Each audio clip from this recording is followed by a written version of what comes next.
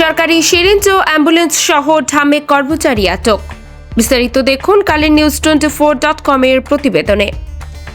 সরকারি সিরিঞ্জ ও অ্যাম্পুল বিক্রি করতে যাওয়ার সময় ঢাকা মেডিকেল কলেজ হাসপাতালের এক কর্মচারীকে আটক করা হয়েছে।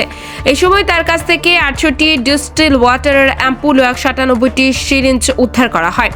আটক কর্মচারীর নাম মকবুল খান, বয়স 55। তিনি জরুরি বিভাগ ভবনের 4 তলায় আইসিইউতে পরিচ্ছন্নতা কর্মী হিসেবে কাজ করেন।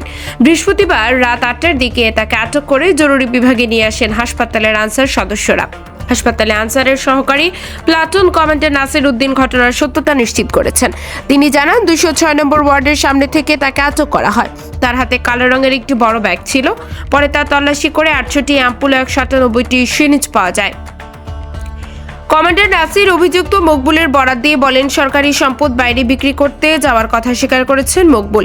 তাকে হেফাজতে রাখা হয়েছে। ঢামেক হাসপাতালের আনসারের প্লাটুন কমান্ডার পিসি ইনচার্জ মোহাম্মদ সেলিম বলেন, এরই মধ্যে বিষয়টি হাসপাতালের পরিচালককে জানানো হয়েছে। তিনি সিদ্ধান্ত দিলেই মকবুলের বিরুদ্ধে ব্যবস্থা নেওয়া হবে।